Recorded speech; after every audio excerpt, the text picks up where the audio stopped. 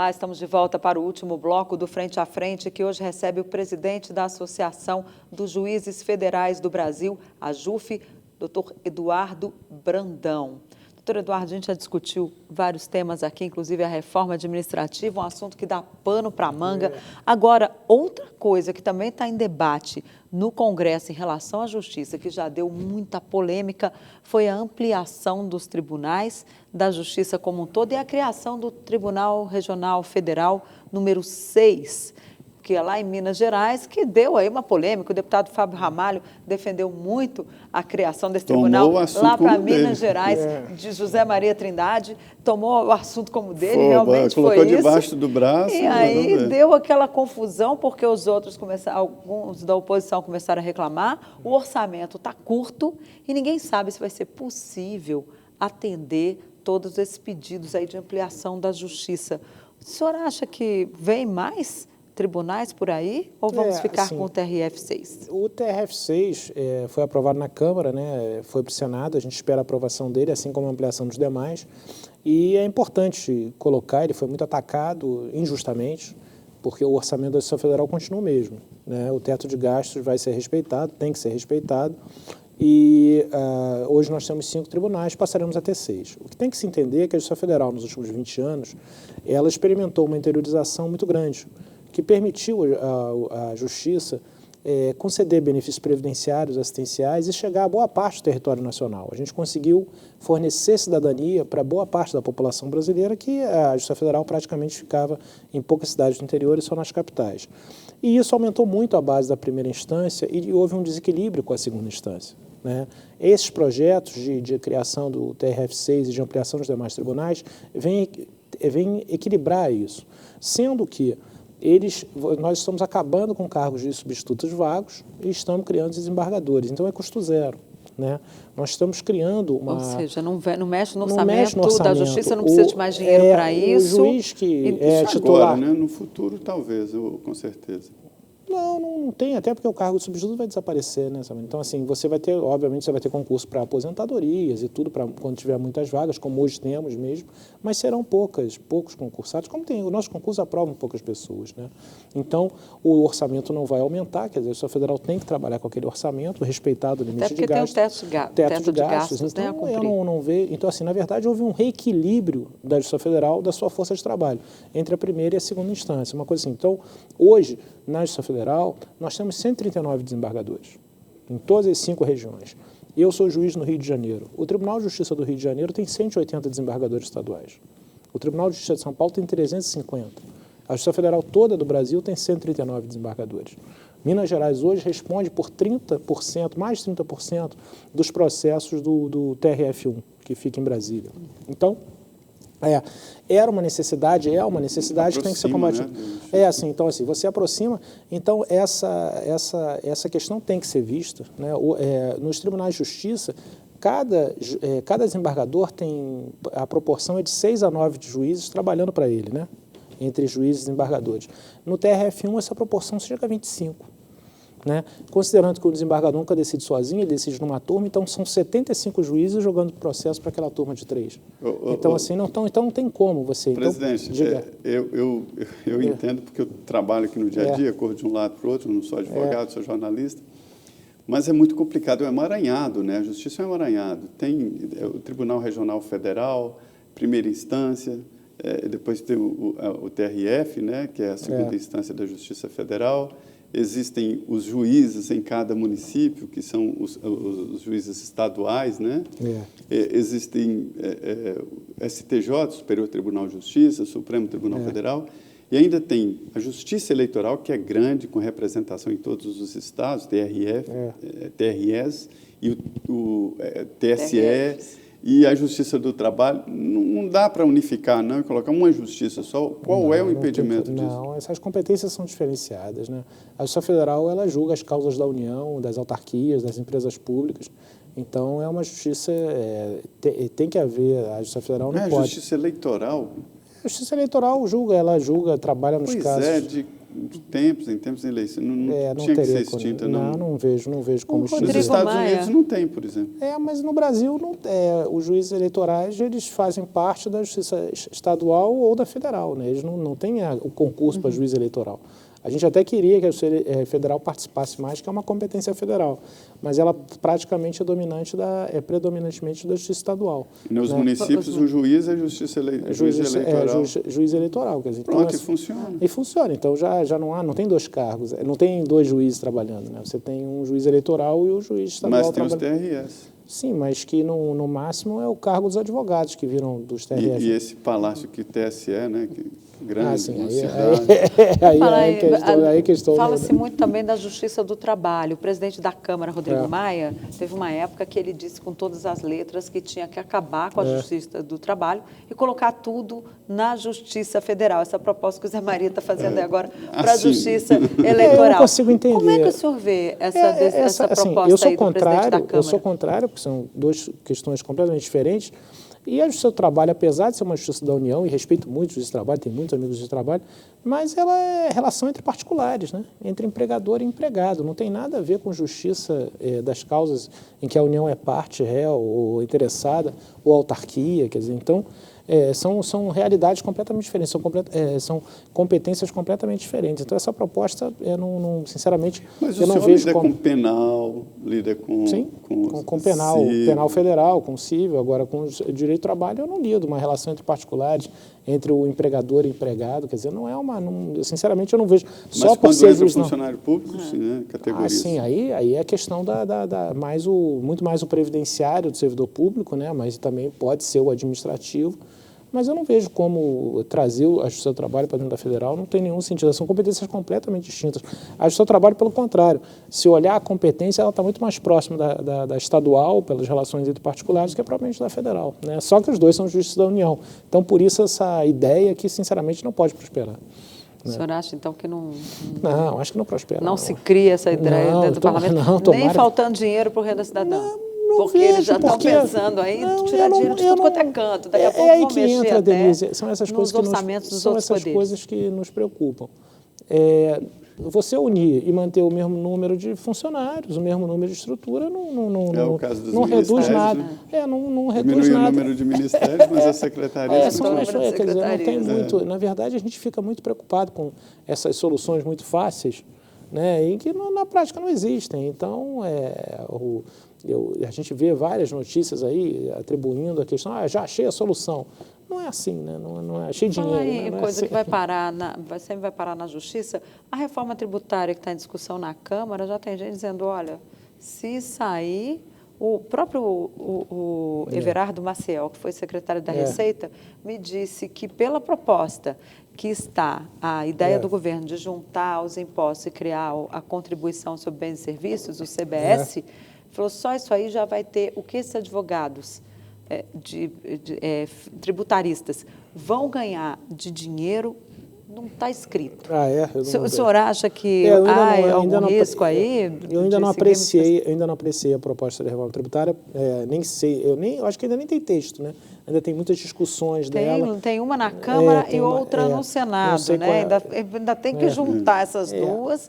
Agora com esse recesso aí do Congresso. A reforma tributária, ela é importante para a competitividade do Brasil, né? Da economia brasileira. Isso a gente reconhece esse trabalho, mas qualquer mudança de lei tributária dá um aspecto, dá um reflexo na Justiça Federal enorme, né? Porque a União é ré, né? Então isso aí traz um reflexo muito grande. Certamente uma reforma tributária vai trazer essas discussões. Mas a gente reconhece a importância de ter uma coisa mais moderna, né? Mais direta, pela questão de tornar o Brasil mais competitivo. Isso é algo que tem que ser... eu valorizo essa preocupação. Olha, eu recebi um livro, eu estou lendo um livro sobre a independência da justiça e traça ali, faz parte dos direitos humanos de uma pessoa ser julgado por uma justiça independente, né? E aí a gente vê, por exemplo, que diante desse debate, hoje há uma discussão muito forte sobre a posição do juiz, né? De que maneira ele deve se portar. A LOMAN, que é a Lei Orgânica dos Magistrados, ela já define ali regras, mas existem algumas novidades. Por exemplo, as mídias sociais, como se portar. Como é que o senhor vê, qual é a orientação da AJUF exatamente para os juízes nessas postagens aí do Twitter, assim, Facebook? O juiz é um cidadão. Ele tem o direito de opinar, de participar de redes sociais. Ele tem que sempre tomar cuidado para não ferir a sua imparcialidade. Né? Eu acho que o limite dele, o cuidado que ele tem que ter, é não poder ter a sua imparcialidade questionada em razão de uma postagem. Isso é uma preocupação que todos os juízes devem ter ao postarem em redes sociais. Agora, muito nos preocupa essa ideia de que o juiz não deve postar, que o juiz não pode ter opinião pessoal. Que foi uma decisão do CNJ. Isso nos preocupa muito, porque o juiz ele é um cidadão, ele pode ter opinião. Então, eu sou juiz federal. Mas eu acho que cada juiz deve se cuidar. Mas não é perigoso um juiz vai dar uma opinião, perigoso não digo, mas assim, não pode ferir ali a autonomia profissional. Ferir como profissional, ele vai lá dar uma opinião sobre esse painel aqui é vermelho. Aí chega lá, um dia ele vai ter que julgar se esse painel é vermelho, mas ele já deu uma opinião dizendo a cor do painel. Que eu acho que isso ele tem não fica uma... Por isso que eu acho que ele tem preocupação com a imparcialidade. Ele sempre tem que olhar assim, essa opinião pode depois alegar, surgir uma alegação questionando a minha imparcialidade. Isso é uma coisa que o juiz tem que ter. Eu acho que esse é o limite que ele tem que ter essa preocupação. Agora, eu sou juiz federal, eu moro no Rio de Janeiro. Eu não posso criticar numa postagem uma decisão da minha prefeitura, que eu jamais vou julgar, ou uma decisão de uma escola particular, que eu jamais vou julgar. Né? Uma escola particular fez alguma coisa, eu não posso lá curtir uma mensagem de um conhecido meu que criticou. Quer dizer, eu sou cidadão como outro qualquer. Quer dizer, uma então, mudança no trânsito, é uma coisa confusão. assim. Então, assim, essa ideia, isso é uma preocupação que a gente tem com a imagem do juiz. Porque se criou uma imagem do juiz como alguém que não pode participar de nada, que tem que estar fora da sociedade. Não, o juiz tem que estar dentro da sociedade. Mas nos Estados Unidos, muitas vezes, ele não pode nem ter amizade. Essa amizade lá que está esse povo jantando, senador com o ministro do Supremo, quem vai ser ministro, isso aí lá não pode. Tem que tomar cuidado, é sempre isso lá que eu falei. O ministro do Supremo é superior até o presidente da República. A gente não tem essa conversinha de estar jantando junto, fazendo converscote aí. Essa é a preocupação. Eu acho que a imparcialidade jamais pode... Você não pode fazer nada que vá questionar a tua imparcialidade. Mas quanto a atos, você não poder falar de nada, eu discordo também. Eu acho que você pode, o juiz pode opinar. Eu, por exemplo, tenho muito cuidado em rede social, tenho rede social, mas tenho muito cuidado e tenho certeza que nunca minha imparcialidade foi ferida. Mas o senhor está numa condição especial, né? O senhor está na presidência de uma classe, você tem que defender e entrar nas polêmicas. Lógico. Assim, tanto que o senhor está dando entrevista aqui muito livre, muito aberta. Então, eu defendo que meus colegas possam opinar, ter a opinião deles, participar de redes sociais, e só comento, olha, só tenta não ferir não ter a tua imparcialidade alegada. Agora, o que me preocupa é você tentar tornar a exceção como regra. O juiz tal falou isso. Pode se olhar que ele exagerou. E aí dizer, então ninguém mais vai poder falar em rede social. Isso não pode ser assim. Quer dizer, você não pode punir toda uma carreira por você ter discordado de um ou outro. Esse um ou outro que faz falar em juiz, pode, juiz não pode. Essa questão aí do currículo, essa polêmica que surgiu essa semana em relação ao currículo do desembargador Cássio Nunes Marques, né? Que parece que ele não teria lá um pós-doutorado, né, um mestrado, tem lá artigos, coisas que parece ter sido enxertado de outro artigo. Isso pode atrapalhar a nomeação dele no Supremo, a sabatina no Senado? Eu vi essas notícias, mas tanto de um lado como de outro, uma coisa dizendo, tanta coisa que eu até agora não consegui entender propriamente o que está se colocando. Mas não acredito que vai atrapalhar a sabatina, não vejo isso como se houve uma falha de informação, uma contradição ali, uma falha de informação, não vejo que vai atrapalhar no Senado, até porque o Senado tem noção da importância que é uma indicação para o Supremo Tribunal Federal e essa avaliação. Tem uma palavra horrível, que é o abuso de autoridade. Isso porque a autoridade, ele fala em nome do Estado, e uma mão pesada. Então, quando uma autoridade, qualquer que seja ela, abusa, o cidadão sofre, porque ele está sendo abusado pelo Estado, que tem um poder muito grande. E aí os parlamentares roubaram essa palavra e fizeram um projeto de lei, né, dizendo que se tratava de abuso de autoridade para punir o Ministério Público e juízes na Lava Jato, né? Como é que o senhor viu a aprovação dessa lei? A gente já havia lei, uma coisa que tem que ser importante colocar, Zé Maria, já havia lei de abuso de autoridade, né? Ela foi atualizada e na nossa já visão... tem consequências, né? Eu não... poucas consequências, mas a ideia claramente foi limitar a liberdade judicial e a independência judicial. Aumentar a insegurança. Sim, aumentar a insegurança, criar problemas para quem julga com independência. Então, a gente lamentou muito isso, no momento em que o Brasil, toda a sociedade esperava, admirava o trabalho, né, do Ministério Público, da Justiça, a gente vê essa resposta tão fora da realidade pelo Legislativo. Faz parte, é o regime democrático, mas nós discordamos muito, nós temos a ação declaratória de constitucionalidade proposta no Supremo, porque o que eu quero deixar claro é isso, já havia lei de abuso de autoridade. Essa que foi aprovada foi uma alteração da lei. E aí sim ficou muito ligado a essa questão do combate à corrupção, né? Aos malfeitos de poderosos, né? Então, assim, não estou falando aqui de parlamentares, mas assim, malfeitos de poderosos, que o Brasil vinha tendo essa